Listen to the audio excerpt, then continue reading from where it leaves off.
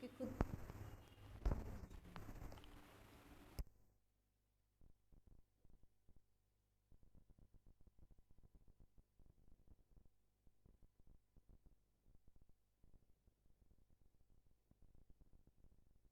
पढ़ाया था और ये ऑक्टेट रूल पढ़ाया था, एक्सपांडेड ऑक्टेट, इनकम्प्लीट ऑक्टेट, ठीक है, लिमिटेशन ऑफ ऑक्टेट रूल।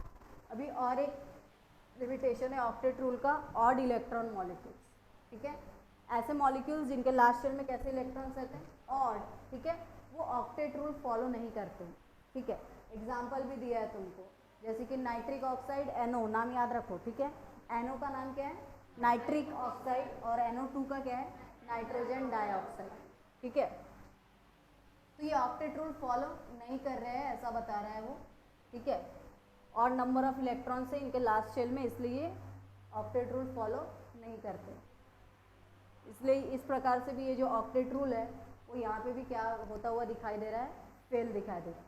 इसलिए देखो, पहले तुमको ऑक्टेट रूल की थ्योरी पढ़ाई, उसके बाद उसके लिमिटेशन पढ़ाई, उसके बाद फिर दूसरी थ्योरी पढ़ाई जाएगी, फिर उसके फिर लिमिटेशन पढ़ाए जाएंगे, उसके बाद तीसरी थ्योरी दी जाएगी, फिर उसके लिमिटेशन, ठीक है। और जैसे इसके पहले तुमको बताया था ना, अलग अलग थ्योरी बताई थी, लेसन नंबर, कौन सा लेसन नंबर था, 4, ठीक है, स्ट्रक्चर, एटॉमिक स्ट्रक्चर, उसमें अलग अलग थ्योरी देखी थी ना तुमने, रुदरफोर्ड की थी, फिर उसके बाद बोर की थी, फिर क्वांटम मैकेनिकल मॉडल समझाया था तुमको, उसमें से पूरा इलेक्ट्रॉनिक कन्फिग्रेशन हमने पढ़ा था, ठीक है। तो क्वांटम मैकेनिकल मॉडल आजकल बहुत ज़्यादा यूज़ करते हैं, और एटम का स्ट्रक्चर भी उसी प्रकार से बताया, ठीक है।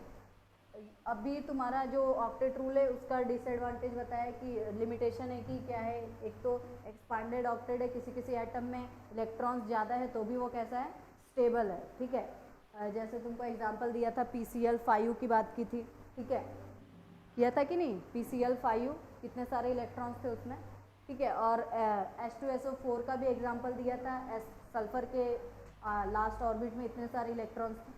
इनकम्प्लीट ऑक्टेट के बारे में भी इंट्रोडक्शन दिया था, इसमें कि अगर कम भी है तो भी कैसे ये स्टेबल है, एग्जाम्पल BF3 का दिया था, LiCl का भी बताया था, उसमें दिया था लिथियम क्लोराइड कि लास्ट शेल में 8 से कम इलेक्ट्रॉन होने के बावजूद वो कैसे हैं, स्टेबल है, जबकि ऑक्टेट रूल क्या कहता है, कितने होना चाहिए, 8, ठीक है।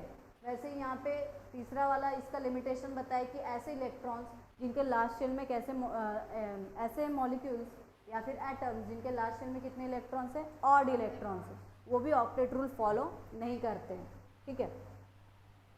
और दूसरा और एक लिमिटेशन देखो क्या बोल रहा है, the observe shape and geometry of molecule can not be explain, ठीक है, कि कोई भी मॉलिक्यूल का जब तुमने खुद ही देखा ऑक्टेट रूल के बारे में, तो उसमें किसी जो भी एटम का मॉलिक्यूल्स का तुमको स्पेशली बताया क्या कि इसका स्ट्रक्चर टेट्राहेड्रल है, इसका ट्राइगोनल बाइपिरामिडल, ऐसा स्ट्रक्चर नाम की कोई चीज़ यहाँ बताया था क्या, कि इलेक्ट्रॉन ऐसा बॉन्ड बना के इस प्रकार से स्ट्रक्चर बनाएगा, स्ट्रक्चर का नाम वगैरह कुछ बताया था क्या, नहीं।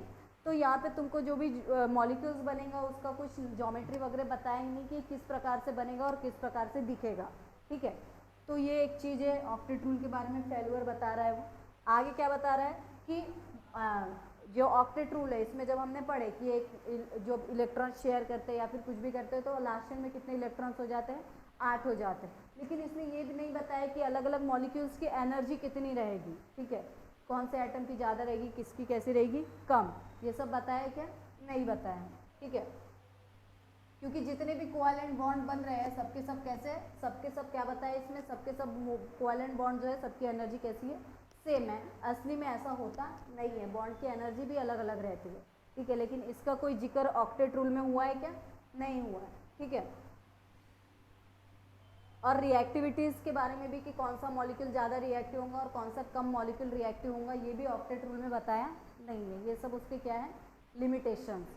इसलिए हमको किसकी ज़रूरत पड़ी, दूसरी थ्योरी की, और दूसरी थ्योरी का नाम है electron shell, valence shell electron pair repulsion theory, valence shell electron pair repulsion theory, नाम से ही पता चल रहा है। देखो वैलेंस शेल तुमको सबको पता है, लास्ट ऑर्बिट में जो शेल रहते हैं वो क्या रहते हैं, valence shell.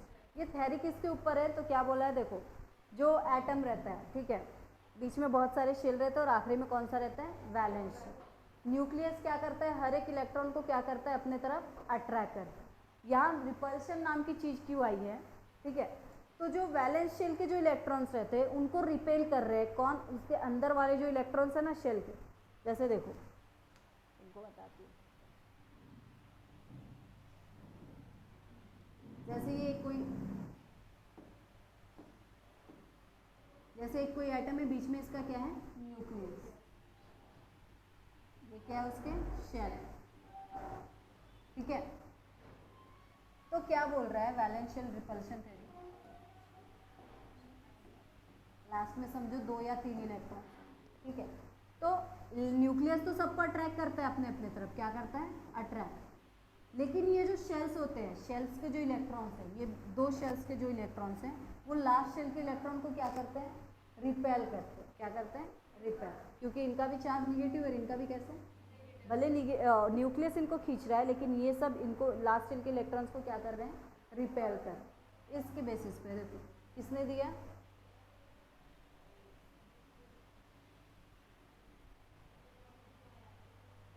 Sedgwick and Powell proposed VSPR theory. This theory was based on repulsive interaction of the electron pair in the valence shell of an atom. ठीक है, या फिर ऑर्बिटल्स में भी जो वैलेंस शेल के ऑर्बिटल्स में भी जो इलेक्ट्रॉन्स रहते हैं, इलेक्ट्रॉन्स पेयर, वो भी एक में को क्या करते हैं, रिपेल करते हैं। ठीक है, ये चीज़ ये किस में बताइए, VSPR थ्योरी। अब किसी किसी को इसका पूरा फुल फॉर्म भी नहीं पता रहता है, ठीक है, valence shell electron repulsion theory, ठीक है, क्योंकि उन 11वीं नहीं पढ़ा है। तो इसके रूल से कुछ देखो क्या बोल रहा है। सबसे पहली बात क्या बोल रहा है कि VSPR थ्योरी के अपने अपने रूल्स है। पहली रूल क्या बोल रहा है, ठीक है, कि कोई भी एटम्स में इलेक्ट्रॉन्स का पेयर, जो हम लोग पेयर बनाते हैं, ठीक है, कोई भी एटम उसके ऑर्बिटल में जो इलेक्ट्रॉन्स का पेयर है वो इस प्रकार से वो अरेंज होते हैं, जैसे इस प्रकार से अरेंज होते हैं कि वो एक में एक से जो रिपल्शन तो हमेशा होगा, जो कि निगेटिव इलेक्ट्रॉन है तो रिपल्शन हमेशा होगा, लेकिन उनके अरेंजमेंट इस प्रकार से होती है कि वो अपने एक में एक को कम रिपल्स करे, ज़्यादा करे क्या। तो ये पहला रूल है, ठीक है, इन लोगों ने बताया, किसने, पोवेल और किसने, सैडविक ने, कि अगर रिपेल करते हैं तो इसका मतलब तो ऐसा भी हो सकता है कि अगर इलेक्ट्रॉन रिपेल करेंगे वैलेंस शेल को, या फिर वैलेंस शेल के ही इलेक्ट्रॉन एक में को रिपेल करेंगे तो ऑर्बिटल छोड़ने वाली भी बात आ सकती है, लेकिन ऐसा कुछ नहीं है। बोला क्या है रूल, कि इलेक्ट्रॉन्स जो लास्ट शेल में भी होंगे वो इस प्रकार से अरेंज होंगे कि उनके बीच में रिपल्शन कैसा होगा, कम से कम होगा, ठीक है। और इसके कारण क्या होगा, molecule acquire minimum energy and maximum stability, कम से कम एनर्जी उसको मिलेगी लेकिन स्टेबल कैसा होगा, ज़्यादा से ज़्यादा स्टेबल होगा, ठीक है। और एक बात क्या बताइए कि लोन कोई भी एटम का जो स्ट्रक्चर है, एटम का स्ट्रक्चर बोलती, मॉलिक्यूल की बात हो रही है यहाँ पे, कि जो भी एटम जो क्या बनाएगा, मॉलिक्यूल बनाएगा, तो उसका एक स्पेसिफिक क्या होगा, स्ट्रक्चर। और स्ट्रक्चर जो उनके लोन पेयर ऑफ इलेक्ट्रॉन्स रहेंगे वो भी स्ट्रक्चर में उनका भी कुछ ना कुछ रोल कॉल होगा, ठीक है। वो जब हम पढ़ेंगे, जब मैं तुमको एग्जांपल देके समझाऊंगी तो और अच्छे से समझेगा, ठीक है। जैसे NH3 का सुन लो, NH3 वाला तुमको बताती हूँ कि अभी तक तुमने ज्योमेट्री नाम की कोई चीज़ पढ़ी ही नहीं है, पढ़ी है क्या, इसके बाद में ज्योमेट्री नाम की चीज़ है, ठीक है, कि अलग अलग मॉलिक्यूल्स कैसे दिखते हैं, ठीक है, उनके शेप्स के नाम भी दिए, देखो दिए, दिख रहे हैं, दिख रहा है, वहाँ देखो एक एग्जाम्पल है, तुमको दिखाती हूँ, देखो,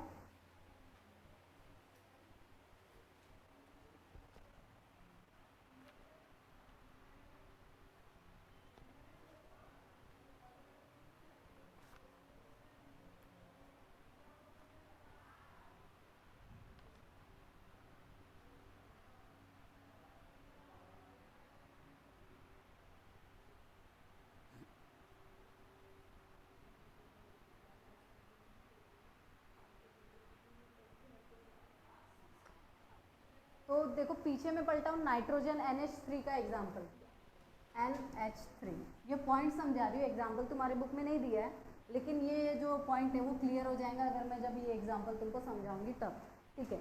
जैसे NH3 का मॉलिक्यूल है, ठीक है, इस प्रकार से बॉन्ड बनाता है वो, कोवेलेंट बॉन्ड के हिसाब से इस प्रकार से वो क्या बनाता है, बॉन्ड। एक्चुअली में उसका स्ट्रक्चर टी शेप का नहीं रहता है, ठीक है, उसका स्ट्रक्चर है टेट्राहेड्रल, कैसा है, टेट्रा, जैसे कार्बन रहता है ना टेट्राहेड्रल, ठीक है। अब ये टेट्राहेड्रल इसलिए क्योंकि इसके कितने बॉन्ड है, 4 है, कार्बन के बॉन्ड कितने रहते हैं, 4, लेकिन नाइट्रोजन में 4 बॉन्ड है क्या, तो भी कैसा रहता है वो, टेट्राहेड्रल शेप का रहता है, sp3 हाइब्रिडाइजेशन। क्यों, तो देखो उसके अंदर रहते हैं लोन पेयर। क्या रहते हैं? Lone pair. हमने तुमको बताया था ना कि आखिरी शेल में 2 इलेक्ट्रॉन रहते हैं और 5 इलेक्ट्रॉन रहते हैं और 2 कितने? 2 पेयर रहते हैं, ठीक है, और 3 कैसे रहते हैं? अकेले। तो इसके कारण जब नाइट्रोजन हाइड्रोजन के साथ क्या बनाता है? बॉन्ड बनाता है। तो ये जो लोन पेयर है वो हाइड्रोजन्स को क्या करती है? एक में को रिपेल करती है, जिसके कारण हाइड्रोजन इस शेप में आ जाता है। ऐसे आता है क्या? यानी इसके स्ट्रक्चर में लोन पेयर का भी कंट्रीब्यूशन है। तो ये बात किसने प्रूव की है? Electron shell VSEPR theory, valence electron shell repulsion theory जो भी, ठीक है। तो समझ में आया ये पॉइंट? लोन पेयर का क्या लेना देना है? लोन पेयर तुमको बताया ऐसी इलेक्ट्रॉन्स की पेयर जो किसी से बॉन्डेड नहीं रहती, उसको हम क्या बोलते हैं? लोन पेयर, ठीक है। हाँ, अब देखो आगे और एक चीज़ बताएं। लोन पेयर समझ में आया तुमको, और उसका कंट्रीब्यूशन शेप में क्या होता है, ठीक है। एग्जाम्पल भी दिया तुमको NH3 का। अब आगे देखो क्या बोल रहा है। अब क्या बोल रहा है कि ये जो इलेक्ट्रॉन्स के बीच में जो रिपल्शन होता है, लोन पेयर रहे या फिर बॉन्डेड पेयर रहे, उसमें इलेक्ट्रॉन रहेंगे और इलेक्ट्रॉन है तो दोनों एक में को क्या करेंगे? रिपेल करेंगे। वैलेंस शेल के इलेक्ट्रॉन एक में को क्या करेंगे? रिपेल। ये भी हमने अभी बात पढ़ी है। तो क्या बोल रहा है कि ये जो जब पेयर्स में क्या होगी? रिपल्शन होगी। तो जो लोन पेयर वाले जो इलेक्ट्रॉन्स हैं वो रिपल्शन कैसा करेंगे? स्ट्रॉन्ग करेंगे as compare to bonding pair electron, ठीक है। और दिया भी है, देखो यहाँ पे ट्रेंड भी दिया है कि अगर लोन पेयर और लोन पेयर के अंदर रिपल्शन कैसा होता है? बहुत ज़्यादा होता है। लोन पेयर और बॉन्ड पेयर के अंदर उससे थोड़ा कैसा रहता है? कम। और सबसे ज़्यादा कम रिपल्शन किसके बीच में होगा? बॉन्ड पेयर और बॉन्ड पेयर वाले इलेक्ट्रॉन्स के बीच में, यानी जो कैसे हैं? बॉन्डेड है, उनके बीच में रिपल्शन कैसा होगा? कम, ठीक है। जैसे अभी तुमको NH3 का एग्जांपल दिया था, इसमें ये लोन पेयर था, ठीक है, और ये 3 कैसे थे? बॉन्ड पेयर थे। इस लोन पेयर और इस बॉन्ड पेयर में क्या हो रहा था? रिपल्शन हो रहा था, इसीलिए इसका स्ट्रक्चर ऐसा है कि नहीं? ये तो रहता क्या? तो ये है लोन पेयर और बॉन्ड पेयर रिपल्शन। किसी किसी एटम में 2 लोन पेयर होंगे तो उनके बीच में भी क्या होता है? रिपल्शन।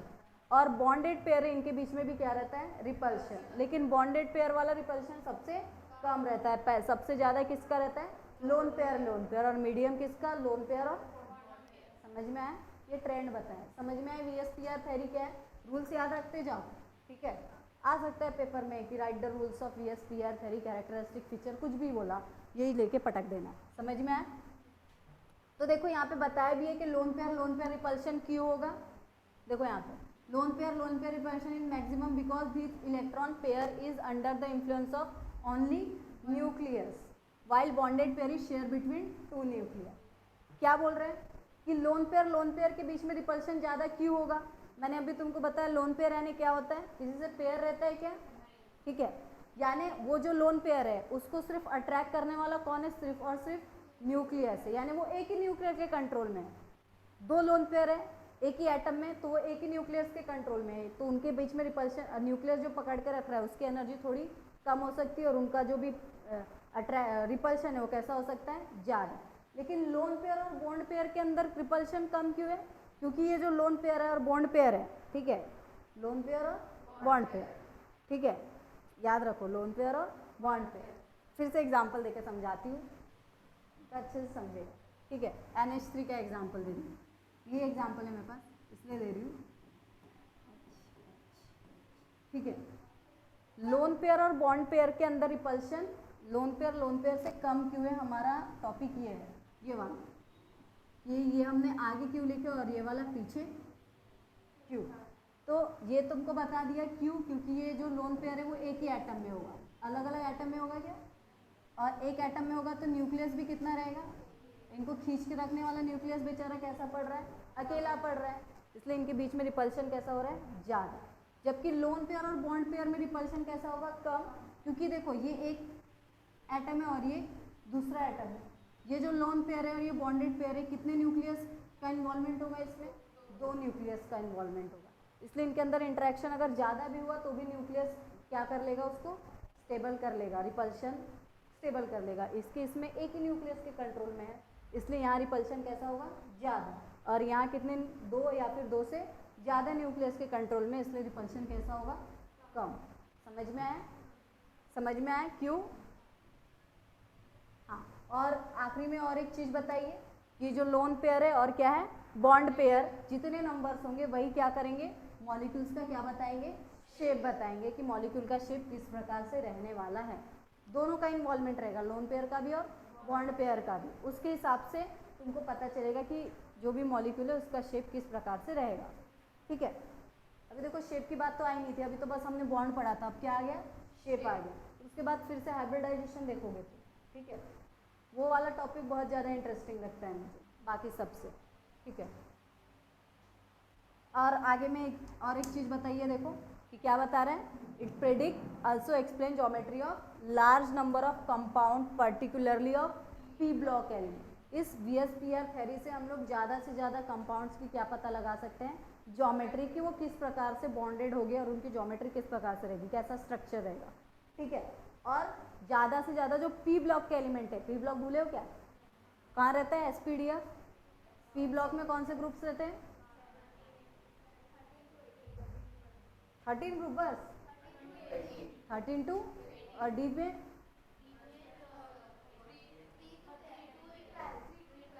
और एस में और एफ में रखते नहीं। अच्छा अच्छा बताओ, डी ब्लॉक एलिमेंट्स जो है उनको डी ब्लॉक में क्यों रखा है, डी ब्लॉक एलिमेंट जो है उनको डी ब्लॉक एलिमेंट क्यों बोलते हैं, एस को एस क्यों बोलते हैं, पी को पी क्यों बोलते हैं और एफ को एफ क्यों बोलते हैं। इनका जो लास्ट इलेक्ट्रॉन है वो किस में रहता है, डी वालों का डी में, एस वालों का पी वालों का और एफ वालों का देखेंगे। ऑर्बिटल थोड़ी ना बताया, इनके इलेक्ट्रॉन्स के हिसाब से रहता है। ठीक है, ऑर्बिटल्स तो सब में रहते कि नहीं, बस क्या रहते हैं वैकेंट रहते हैं। ठीक है, ई वाले में क्या, डी वाले में डी वाला जो है लास्ट इलेक्ट्रॉन किस में रहेगा डी ऑर्बिटल, एस वाले में लास्ट इलेक्ट्रॉन एस में रहेगा, पी वाले में पी में। ठीक है, ऑर्बिटल सब में रहते हैं, समझ में आया। तो ऐसे तुमका आंसर देते आना चाहिए, नहीं देते तुम तो समझ में आए रूल्स क्या है।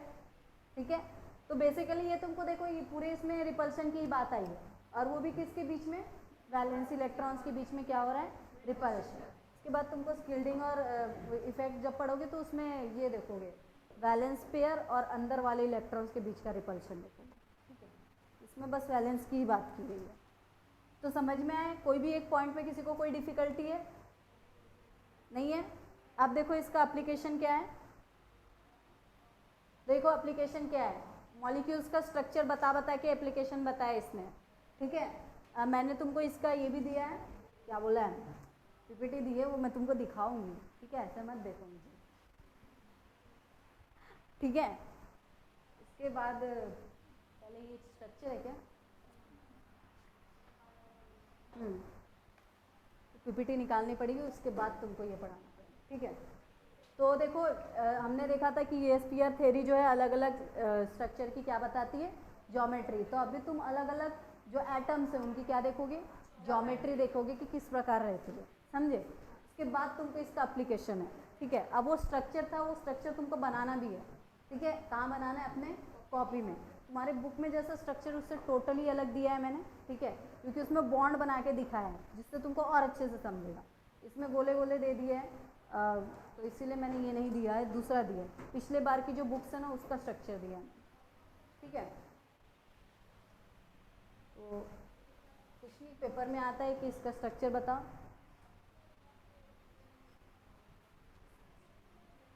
ये तो लैटिस वाला है, ये देखो ये सबसे पहला है ऐसे मॉलिक्यूल्स, हाँ देखो ना वहाँ पे मैच करवा रही हूँ ना मैं, ऐसे मॉलिक्यूल्स जिसमें नंबर ऑफ इलेक्ट्रॉन पेयर कितने रहेंगे सिर्फ और सिर्फ 2, तो उनका स्ट्रक्चर कैसा रहेगा, ऐसा लीनियर, एक बॉन्ड इधर की तरफ एक बॉन्ड उधर की तरफ। ठीक है, देखो उसकी ज्योमेट्री ऐसी रहेगी। ठीक है, और ऐसे एग्जाम्पल कौन से, BeCl2 है। ठीक है, बी बीच में रहेगा और Cl कहाँ रहेंगे आजू बाजू। HgCl2 भी वैसे ही रहेगा, Hg बीच में और Cl2 आजू बाजू। हाँ तो वही बनाना है ना तुमको, ये नहीं बनाना है, ये बनाना इसलिए तो दिया है। तो पहला समझ में आया लीनियर मॉलिक्यूल का कैसे रहेगा, ये ऐसे मॉलिक्यूल्स जिनका ऐसा इस प्रकार से कितने नंबर ऑफ इलेक्ट्रॉन पेयर्स होंगे 2 इलेक्ट्रॉन्स पेयर बोला, इलेक्ट्रॉन बोला है क्या, इलेक्ट्रॉन की पेयर कितनी रहनी चाहिए 2, ये 2 और ये 2 होगी पेयर, ये एक पेयर होगी और ये एक पेयर होगी 2 पेयर। तो ऐसे मॉलिक्यूल जिसमें इलेक्ट्रॉन्स की पेयर कितनी है, 2 है, उनका स्ट्रक्चर कैसा रहेगा, लीनियर रहेगा, ठीक है। और अगर मॉलिक्यूल्स तुमको बताया कि मॉलिक्यूल की ज्योमेट्री बनाओ तो कैसे बनाओगे, इस प्रकार, इलेक्ट्रॉन्स ऐसे अरेंज रहेंगे और ज्योमेट्री कैसी रहेगी, लीनियर। एग्जाम्पल भी दिया, तो तुमको अलग अलग क्वेश्चंस पूछ सकते हैं इसके ऊपर कि BeCl2 का मॉलिकुलर ज्योमेट्री बताओ, या फिर इलेक्ट्रॉन्स का क्या बताओ, अरेंजमेंट। तो कुछ कठिन है क्या वो बताना, नहीं, ठीक है। और यहाँ पे देखो और एक चीज़ बताया, ये जो 2 बॉन्ड बनाया है, ठीक है, इन दोनों के बीच में कितने का बॉन्ड एंगल है, 180 डिग्री। कितना है, 180। तो ये भी क्वेश्चन पूछ सकता है, लीनियर मॉलिक्यूल में बॉन्ड एंगल कितना रहता है, कितना रहेगा, लीनियर है तो जाहिर सी बात है कितना रहेगा, 180, ठीक है। यहाँ तक समझ में आया सबको। अब देखो दूसरा, ऐसा मॉलिक्यूल जहाँ पे इलेक्ट्रॉन्स पेयर्स कितने होंगे, 3। देखो यहाँ दिख रहे हैं 1 2 3, तो क्या कह सकते हैं हम, ट्राइगोनल प्लेनर। ये मॉलिकुलर ज्योमेट्री का नाम है, ये जो शेप है इसका नाम क्या है, ट्राइगोनल प्लेनर। जैसे इसको हम क्या बोलते हैं, लीनियर, इस शेप को क्या बोलेंगे, ट्राइगोनल प्लेनर। समझ में आया, इस शेप का नाम क्या है, ट्राइगोनल प्लेनर। जैसे BF3 का जो मॉलिक्यूल है, B बीच में रहेगा, B कहाँ रहेगा, बीच में, और F कहाँ रहेंगे, आजू बाजू, और लोन जो भी पेयर से इलेक्ट्रॉन्स की पेयर वो इस प्रकार से आजू बाजू अरेंज रहेंगे, ठीक है। तो इसका स्ट्रक्चर कैसा रहेगा, BF3 का ट्राइगोनल प्लेनर, लीनियर रहेगा क्या, ठीक है। और देखो बॉन्ड एंगल जो होगा वो कितने का रहेगा, 120 डिग्री। समझ में आ रहा है तुमको। वैसे देखो, वैसे तुम्हारे इसमें देखो तीसरे वाले में एग्जाम्पल दिया यही, और बहुत सारे एग्जाम्पल्स भी दिए हैं। देखो तुम्हारे बुक में BF3 और क्या दिया है, BCl3, वो भी लिख सकते हो तुम, लिख लो यहाँ पे, ऐड कर लो। पहले वाले में बस 2 ही दिया था क्या,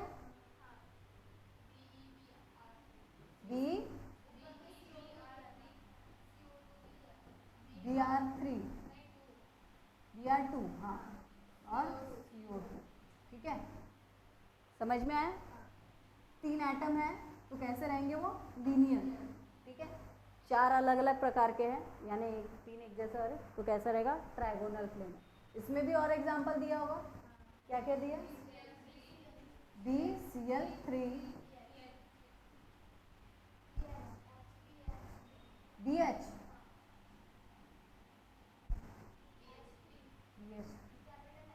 हाँ वही तो बोलूँ, BH का ये कौन सा आइटम आ गया, ठीक है। तो BH3 बोरॉन ट्राइहाइड्राइड, ठीक है। तो समझ में आया ट्राइगोनल प्लेनर। अच्छा देखो, मैं तुमको एक एक स्ट्रक्चर समझाती हूँ, तुम एक एक बनाते जाओ। बनाओ बॉक्स पट से अपनी कॉपी में, बड़ा सा बॉक्स बनाना, ठीक है, कि हर एक चीज़ आए उसमें, और भूलना नहीं है तुमको। समझ में आया, ये स्ट्रक्चर शायद से तुमको ये लेसन पढ़ाया जाए, लेकिन तुम्हारे अगले काम का है तो इसलिए मैं तुमको बता रही हूँ।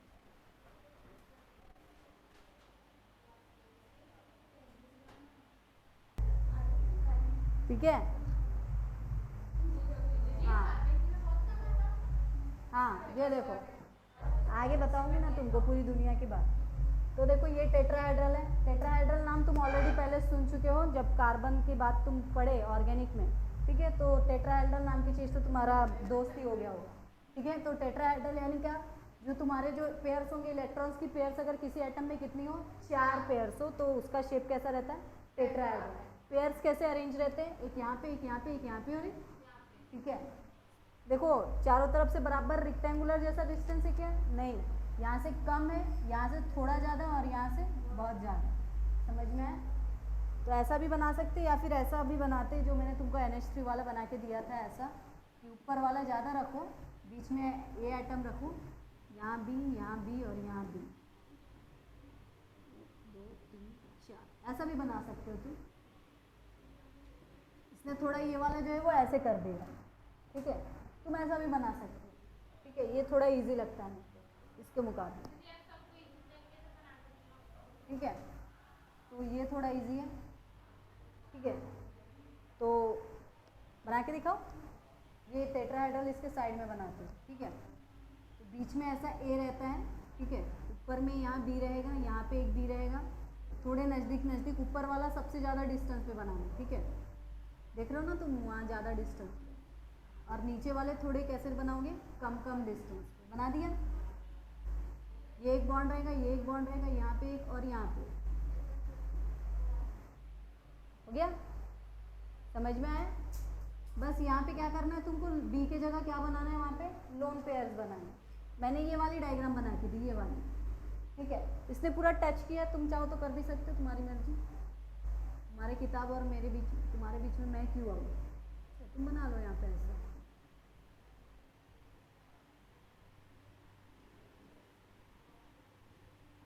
ठीक है, स्केल से बनाओगे तो अच्छी बनेगी, मेरे हाथ से थोड़ा टेढ़ा बन रहा है, मैं सीधा बना।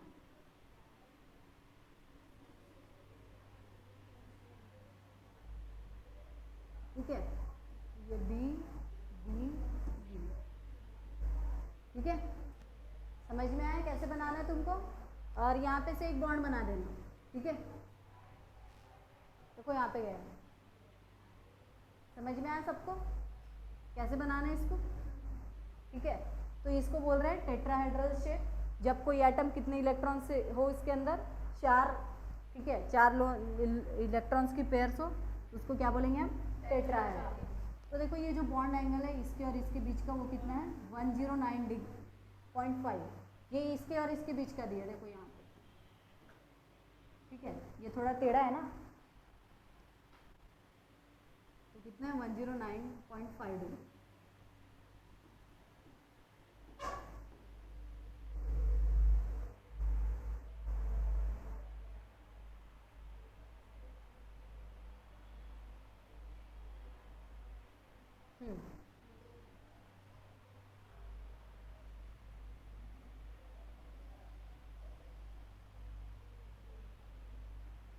तो इसके एग्जांपल देखो, CH4, क्या है CH4, इसको क्या बोलते हैं, ये NH4 प्लस, इसको अमोनियम बोलते हैं, क्या कहते हैं, अमोनियम, NH4, ये NH3 है, ठीक है, अमोनिया, ये अमोनियम है, क्या है, अमोनियम। हम IUM क्यों लगाए वो भी तुमको बता देती हूँ, ठीक है। जैसे ये देखो नाइट्रोजन की जो वैलेंसी है वो सिर्फ 3 रहती है, कितनी रहती है, 3, लेकिन यहाँ पे कितने हाइड्रोजन से कनेक्टेड है वो, 4, यानी एक वैलेंसी बढ़ गई उसकी, 4 हाइड्रोजन से कनेक्टेड हो गया। तो जब किसी एटम की वैलेंसी क्या हो जाती है, बढ़ जाती है, यानी अपने वैलेंसी से ज़्यादा एटम के साथ वो बाउंड रहता है, तो उसके नाम के लास्ट में क्या लगता है, IUM, ठीक है। तो अमोनिया, और उसके आ को हटा दिया और क्या लगा दिया वहाँ पे, UM, क्योंकि वैलेंसी क्या होगी, बढ़ गई। और जब किसी एटम की एक वैलेंसी बढ़ती है तो उसके ऊपर पॉजिटिव चलता है, समझ में आया? ये बात तुमको याद रखनी है, ठीक है। और कुछ एग्जांपल दिया है क्या तुम्हारे इसमें इसका, यही दोनों दिए हैं, SiCl4, ठीक है। तो सिलिकॉन है, टेट्राफ्लोराइड, Cl4, ठीक है। CCl4 भी लिख सकते हो तुम, ठीक है, कार्बन टेट्राक्लोराइड। बनाओ इसको पट से, मिटा दूँ। तो टेट्राहेड्रल शेप समझा सबको? अब देखो ट्राइगोनल बाइपिरामिडल क्या है, अब भी जो बनाया ना, अब भी सेम टू सेम वैसा नीचे बना देना है, दोनों तरफ से, दिख रहा है तुमको, ठीक है, सेम टू सेम ऐसा ही शेप है, ठीक है। नहीं देखो कैसा है, तुमको बताती हूँ। ये ट्राइगोनल बाइपिरामिडल कैसा है, देखो ट्राइगोनल प्लेनर सब स्ट्रक्चर देखो, ये यहाँ पे तुमको ट्राइगोनल बीच वाला नहीं दिख रहा है कि वो ट्राइगोनल प्लेनर है, बस ट्राइगोनल प्लेनर को ऊपर से एक पिरामिड बनाया और नीचे से एक पिरामिड बनाया, इसलिए नाम क्या रखा है, ट्राइगोनल बाइपिरामिडल। पिरामिड कितना है, 3, यानी कैसा होगा देखो,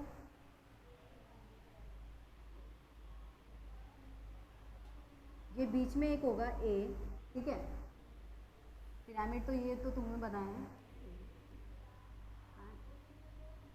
यहाँ से एक ऐसा, यहाँ से एक ऐसा, यहाँ से एक ऐसा, ठीक है, ये तो बीच का हो गया, ये कहाँ का हो गया, बीच का, ठीक है। फिर उसके ऊपर ऐसा पिरामिड बनाया इसने, यहाँ पे ऐसे 3, और नीचे में पिरामिड बनाए, ये यहाँ और यहाँ और यहाँ, ठीक है। तो ये 3 पिरामिड है, ये इसको बनाना सबसे ज़्यादा हार्ड काम है, क्योंकि ये बनता ही नहीं है। हाँ पिरामिड 2 है, ये देखो 1 2 3, ठीक है। बनाओ इसको पट से,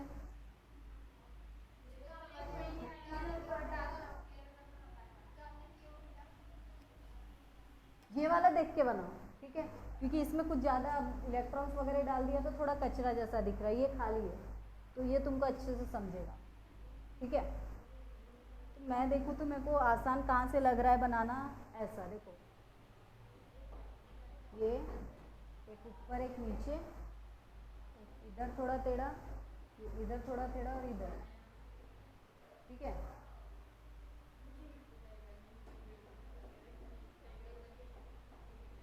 तो देखो बाय की डायग्राम जैसी हार्ड नहीं है, लेकिन फिजिक्स की डायग्राम जैसी इजी भी नहीं है, समझे।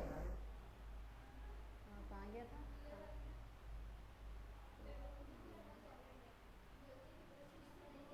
ये टेढ़ा हो गया, तुम लोग स्केल से बनाओगे तो अच्छा बनेगा यार, मेरे हाथ से टेढ़ा हो जाए। देखो मैं जैसा स्टेप बता रही हूँ वैसा बनाओ, पहले ऊपर एक और एक नीचे, हाँ ये एक, फिर इधर ऐसा बनाओ, छोटा सा बनाना है ये वाला जो बनाओगे तुम, इधर ऐसा मस्त टेढ़ा और इधर जैसा ऐसा, ठीक है। और फिर बनाओ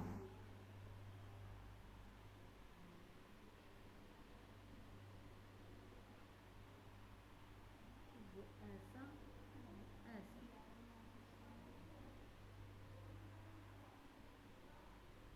ये फिर से टेढ़ा हो जा रहा है,